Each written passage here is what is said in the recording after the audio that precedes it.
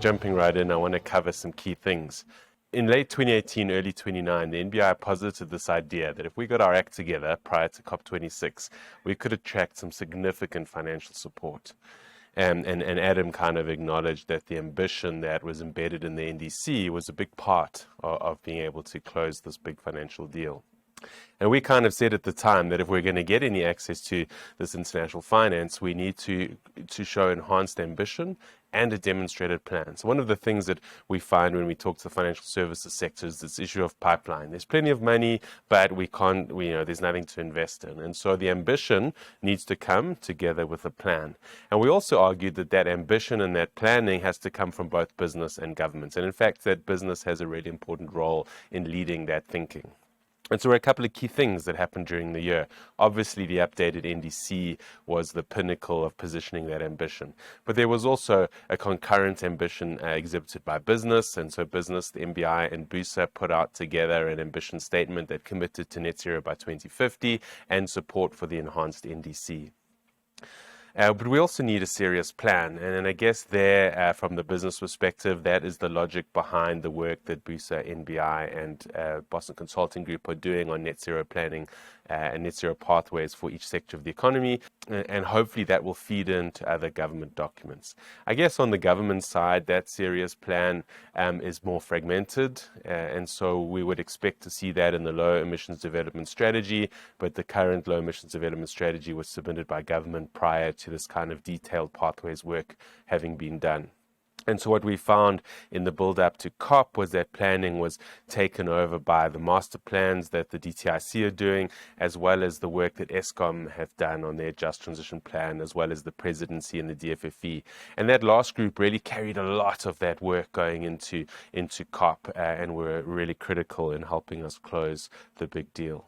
Each year at COP, the South African government and business host together the South African Pavilion. And really our goal this year was to position South Africa as a zero carbon investment destination, to highlight some of the huge assets we have. The financial services sector is consistently ranked by the World Economic Forum Global Competitiveness Ranking as one of the better financial services sector in the world, sometimes as high as fourth. And so this is clearly an asset that we can leverage both locally and also providing financial services into the African continent who are also doing their own transitions. And then key to this, the pavilion was hosting events and infographics and discussions around the potential for investment in South Africa and the types of opportunities that are available. And initially, government's priorities are focusing on power, hydrogen, and electric vehicles. But really, that's only just the beginning. And I mean, to be honest, the 8.5 billion is really just a drop in the ocean of what we need to get going, both from international support, but also in leverage local finance. And these are the questions that we need to really start thinking about. So maybe just some insight on COP itself. Generally a positive process, and really how you thought about COP was really a matter of perspective, what you went in expecting and what your opinion was. This is kind of my personal view. But there were a couple of things that were really important as outcomes of COP. One is multilateralism was entrenched, even though the US and China made this agreement on the side that was kind of important, but it also recognized multilateralism and it recognized the science. And these are important things because they were under threat during the Trump era. And so multilateralism and the acknowledgement of the science were kind of key enablers of what was to happen next. Establishment of an annual mitigation ambition work program combined with ministerial roundtables is probably the key outcome of COP for me. So we talked about this ratcheting of ambition. We talked about the necessary ambition aligned with unlocking finance. And so now what the COP has put in place is this invitation to update your NDCs more quickly or more frequently, with the first update being due then next year and perhaps annually thereafter, and then bringing in this ministerial level review. So that's key. So in South Africa, the conversation about ambition isn't over. We need to keep driving that. We need to keep driving it from business leadership. We need to keep driving it from the financial services sector.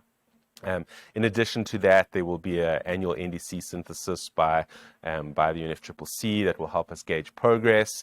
But also, I guess, an important outcome was the finalization of the Paris Rulebook, where we agreed rules on carbon trading, Article 6, enhanced transparency, and common timeframes for implementing the NDCs. And while that seems like a very techno outcome, it was a really important outcome because it allows us to start implementing the Paris Agreement and really truly concludes the Paris Agreement.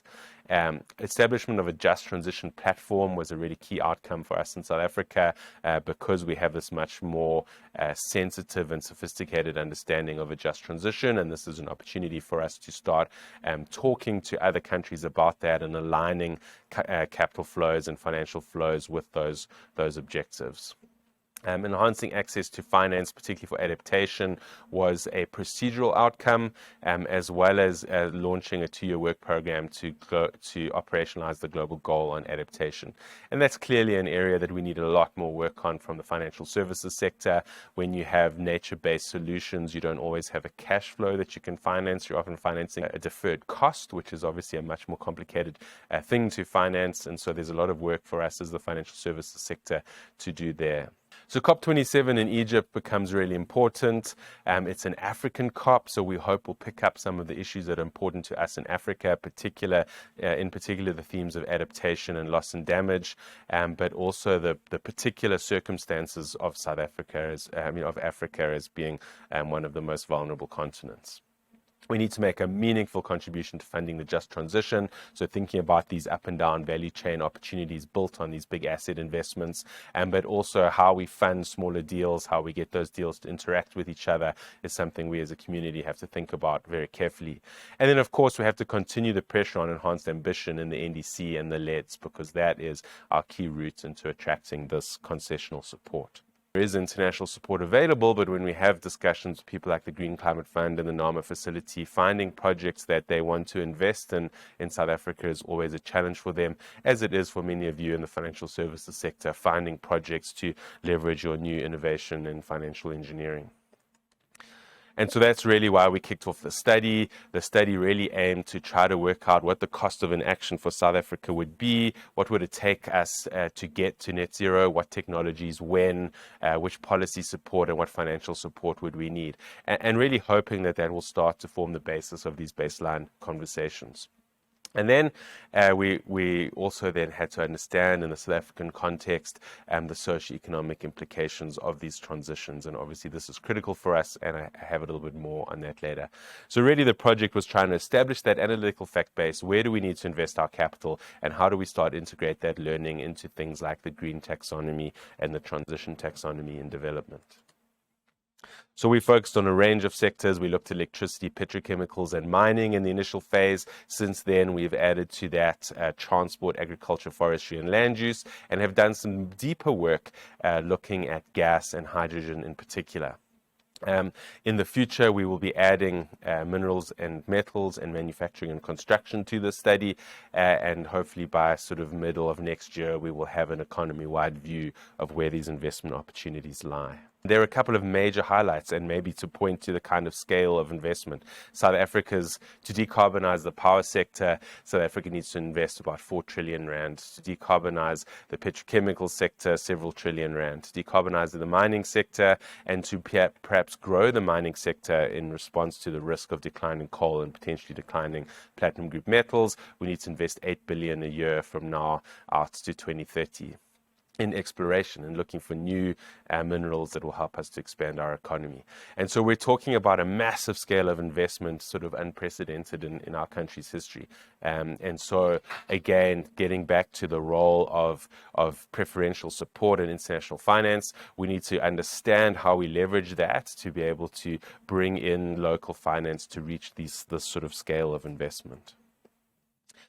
So just give you a sense of the level of detail. I'm not going to go into too much detail about each particular report, but this is some of the insights from the power sector. So we kind of looked at the IRP to understand energy development over time, that we will be phasing out coal anyway, but probably not fully by 2050 in the IRP, with Medupi and Kusile still remaining in the mix. There is no question that if we are to achieve net zero by 2050 goals, that those two assets will be stranded. And so we start to need to think about, how we account for those capital costs. But really the question that we're engaged with is if you've got this decline in coal supply, which really is an asset to the country, then we have this increasing demand, how do we then fill that gap? And so we looked at three dominant models. We built a Plexos model. It's the same software technology that Eskom use. It's a global standard. We looked at a renewables energy dominant system. We looked at a coal and CCUS dominant system. And we looked at a nuclear dominant system. And across the board, the cheapest system is renewables. And so the financial imperative, the economic imperative is for us to switch to these renewable systems. And we looked then at how we might get that to net zero and the range of technologies that would allow us to do that. And the key insight there really is overbuilding renewables, but supporting that with peaking facilities, predominantly gas.